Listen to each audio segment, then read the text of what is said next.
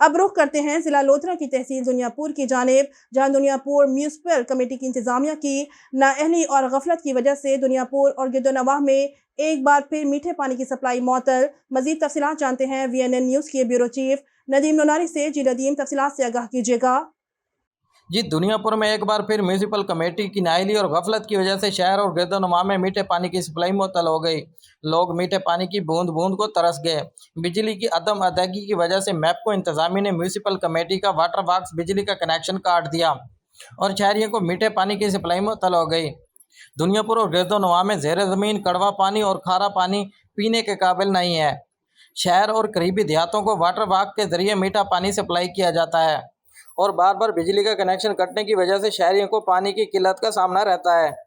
شہریوں نے municipal committee کے خلاف احتجاج کرتے ہوئے اسسٹنٹ کمشنر دنیا پور اور commissioner Multan, deputy commissioner Lodhra سے فوری نوٹس لینے کا مطالبہ کیا ہے۔ جی شکریہ ندیم، تفصیلات سے آگاہ کرنے کے لیے۔ ناظرین، مزید کسی بھی قسم کی خبروں کے لیے وزٹ کیجیے ہماری ویب سائٹ vnnnews.com.pk۔